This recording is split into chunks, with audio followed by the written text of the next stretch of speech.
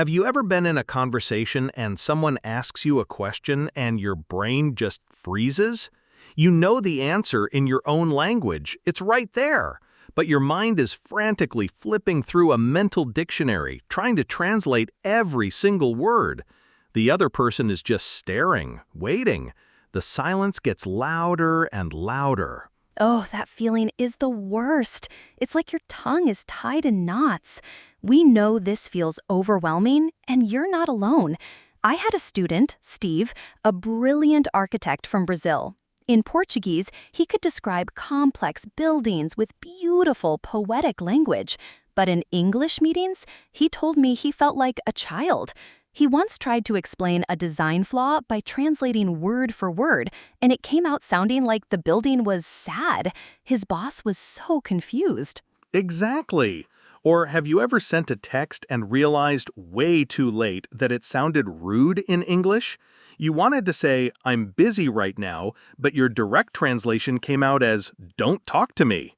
Your friends got confused and you had to spend 10 minutes explaining yourself? We've been there too. It's a confidence killer. But here's the good news. This is not a language problem. It's a method problem. And today, we're going to fix it.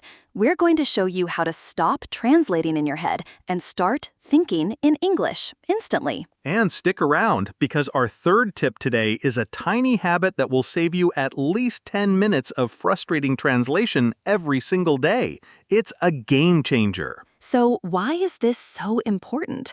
This isn't just about sounding perfect. We're not chasing boring grammar rules here. This is about connection. It's about feeling like you when you speak English. Right. It's the difference between stuttering through a coffee order and confidently asking the barista about their favorite blend. It's the difference between avoiding parties and being the one to start a fun conversation. I literally had a student, Maria, who told me she used to rehearse entire conversations in her head, translating every possible answer before she even saw her friends. She was so exhausted. After she started using the techniques we'll share today, she sent me a message. She said, "Emily, I went to a party and just talked for 2 hours. I didn't plan anything. I just felt free." That freedom, that's what we want for you. That's it. This isn't about just passing a test. It's about finally texting your crush without having a panic attack. It's about sharing a joke and seeing someone actually laugh, not just look confused. It's about belonging. When you think in English, you unlock a new part of your personality, the real you, the funny, smart, and interesting you that gets lost in translation. You're not just learning a language, you're building the confidence to live a bigger, more connected life. You're joining the DialogueBoost family. Okay, before we get to the solutions, we need to understand the traps.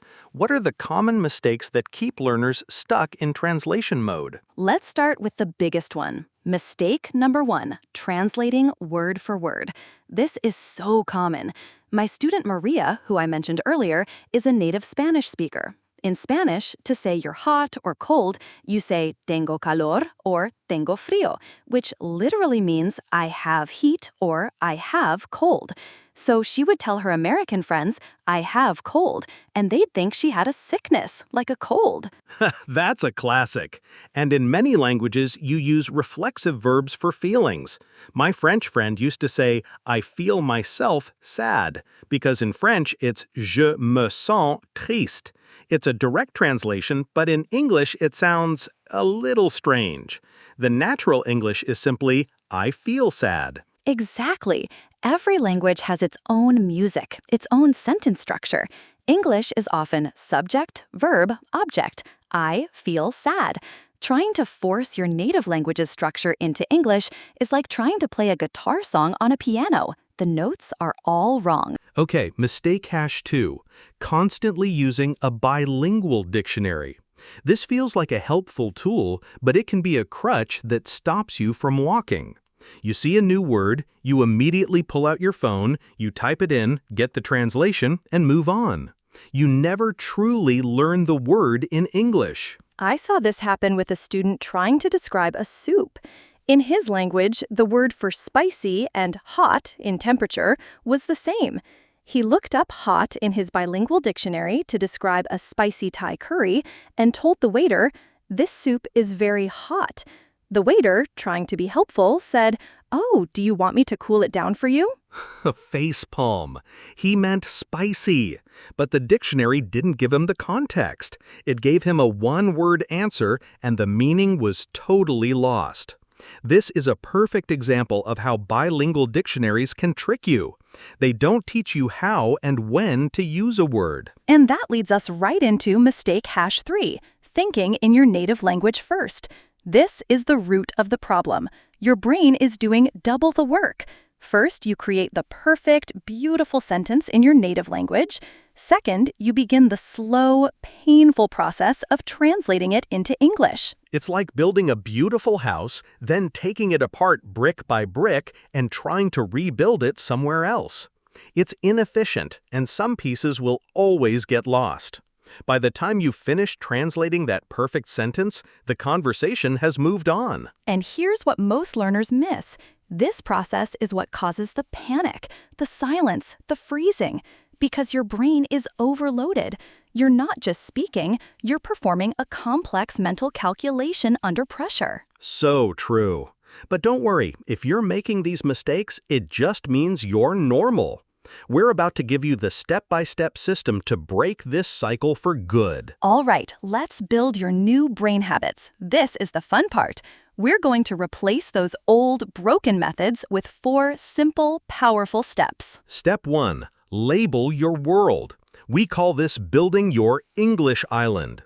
Don't try to learn the whole language at once. Start with the room you're in right now. Literally. Look around. What do you see?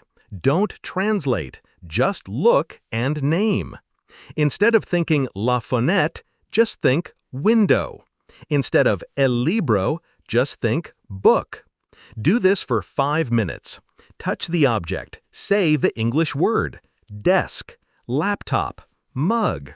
You're creating a direct connection in your brain between the object and the English word, skipping your native language entirely. I love this. Your first English island is your desk, then your kitchen, then your whole apartment, then your walk to work. You are slowly, steadily conquering the world with English labels. It's a small action with a huge impact. When you do this for a week, you'll notice you stop translating those common words. It becomes automatic. High five. Okay, ready for step 2? Use an English-to-English dictionary. This is your language learning superpower. This might feel scary at first. We know it does. But what if I don't understand the definition, you might be thinking? That's actually the point. Wait, let me explain this. When you look up a word in a bilingual dictionary, like hilarious, it might just give you one word, divertido or lustig. You learn nothing.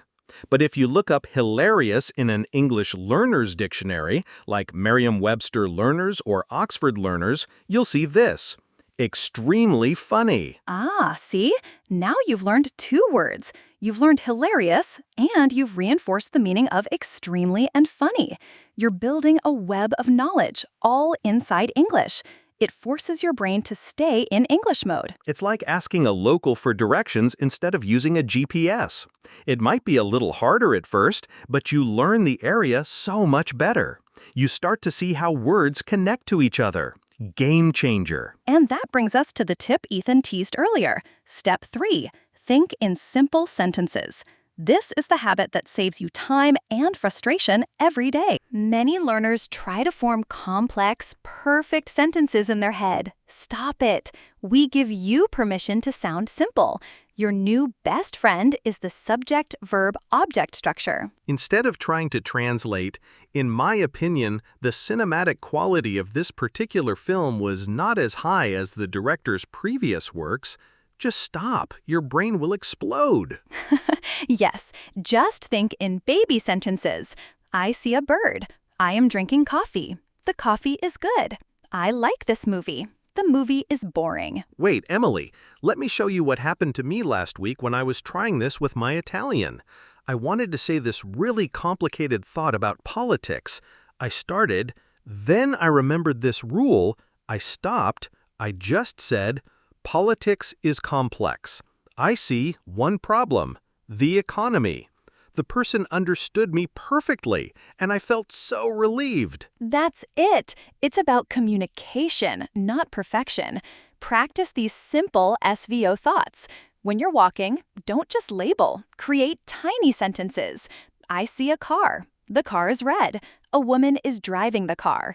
You are literally rewiring your brain to build sentences in English from scratch. And finally, the most powerful step of all. Step 4. Narrate your day. This is where it all comes together. For 5 to 10 minutes a day, become the narrator of your life. Speak your thoughts out loud in simple English. My student Sarah from Japan felt this was the weirdest tip ever. She told me, I will feel crazy talking to myself. I said, just try it. In the shower, in your car, while cooking. Okay, I am chopping onions. Now I need oil. I am pouring the oil in the pan. The pan is getting hot. I can hear it sizzle. A week later, Sarah emailed me. I literally cried when I read it. She said, Emily, for the first time, the English words came out of my mouth without me thinking about Japanese first. They just appeared. That's the magic moment. That's when you know you're thinking in English. It feels silly for 5 minutes, but it builds a direct highway between your thoughts and your English voice. It's the ultimate practice. Your brain gets used to a constant stream of English thought. Do these 4 steps and you'll be on the fast track to fluency.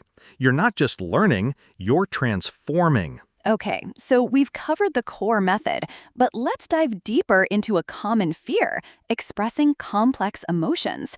This is where translation feels safest, but it's often where the biggest mistakes happen. Totally. It's easy to label a chair, but how do you express that you're disappointed in a friend without sounding angry or rude? Let's role-play this. I'll be Alex, the learner, and Emily, you be the coach. Okay, Alex, what's the situation? My friend Ben canceled our plans again, last minute. In my language, I would say something that means, your action makes me have a bad feeling. But if I say that in English, it's strange. So I just say, it's okay, but I am not okay. I am angry. No, not angry, disappointed. I understand. That's a tough one. So you feel disappointed, but you're afraid of sounding angry. The direct translation, you give me a bad feeling, is a bit confrontational, right? Yes, very. It sounds like I am accusing him. But it's okay is a lie. I don't know the words in the middle. Slang scares me. I don't want to use it wrong. Let's tackle that fear together. We don't need slang. We need simple, honest phrases. Forget translating. Let's build the feeling from zero in English. What's the most important fact here? I wanted to see him. Great start. That's a perfect simple sentence. So you could start your text with that. Hey, I was really looking forward to seeing you. How does that feel? It feels soft, not angry. Good. Exactly. You're expressing the positive feeling first. Now let's add the feeling of disappointment. Instead of a big, complex word, we can use a simple phrase. How about, I'm a bit bummed that you canceled? Bummed? What is bummed? Great question. See? English to English thinking in action. Bummed just means a little sad or disappointed. It's very common and not too strong. It's softer than sad or upset. Okay, bummed. I like it. So, hey, I was really looking forward to seeing you. I'm a bit bummed you canceled. What next? I want to know why, but I don't want to say why. Perfect. You can soften the question. Instead of why, try, is everything all right? Ah, so the whole message is, hey, I was really looking forward to seeing you. I'm a bit bummed you canceled. Is everything all right? Read that. How does it feel compared to, you give me a bad feeling, or just, it's okay? It feels honest and kind. It's actually what I feel. I am not translating. I am just communicating. Wow! See what happened there? We didn't translate a single word. We identified the core feelings, desire to see a friend, disappointment, and concern, and found simple, natural English phrases to express them. This is thinking in English. It's starting with the raw feeling or idea and building the English words around it, brick by brick. It's a skill you can learn, and it's a game changer for your relationships. All right, it's time to put this into practice, right now. We're going to do a quick 1-minute interactive drill. We call it the Narrator Challenge. We want you to use Step 3, simple sentences, and Step 4, narrate your day, together. For the next 60 seconds, your mission is to describe what you are doing and what is around you out loud. Don't worry about being perfect. Don't worry about complex grammar. Just use simple SVO sentences. I see A. I hear A. I am feeling. We'll put some sentence starters on the screen to help you. Sentence starters. I am sitting on. I see a. I am wearing. I can hear. I feel. The room is. We know this can feel a little weird, but trust us, this is where the magic happens. Are you ready? We're going to put a 60-second timer on the screen. Pausing now. You're doing amazing. Don't judge yourself. Just speak. Let the words flow. Ready? 3, 2, 1, go! And time's up. How did that feel? A little strange? A little difficult? That's okay. That feeling is your brain building a new muscle. Did you notice a moment where you didn't have to translate? Maybe you looked at your phone and just thought, phone, without your native word popping up first. That's a win. Celebrate that. The more you do this little drill, just 1 minute a day, the easier it will become. You are actively training your brain to skip the translation step and go straight from thought to English. You are literally becoming an English thinker. We're so proud of you for taking this step. We've covered so much today. We talked about the frustrating traps of translation, from word-for-word mistakes to relying on your bilingual dictionary. And we gave you a 4-step method to break free. 1. Label your world. Build your English island. 2. Use an English-only dictionary. Become a word detective. 3. Think in simple sentences. Your SVO best friend. 4. Narrate your day. Become the star of your own movie. These aren't just tips. This is a new way of interacting with the English language. It's a shift from seeing English as a subject to study to seeing it as a tool to use. A tool for connection, for expression, for joy. Remember my student Steve, the architect? He started narrating his drive to work every day, describing the buildings, the traffic, the sky, all in simple English. 6 months later, he led a project presentation, and he said for the first time, he felt like himself. He made a joke, and his colleagues laughed. He had found his voice. That's our goal for you. Today, you didn't just learn English, you gained the freedom to connect, the freedom to be spontaneous, the freedom to be you. You are on an incredible journey, and you're not alone on it. Keep practicing, be kind to yourself, and celebrate every small win. If this video helped you, click that subscribe button to join the DialogueBoost family. We post new videos every day to help you speak English with confidence. Thanks for watching, and we'll see you in the next one.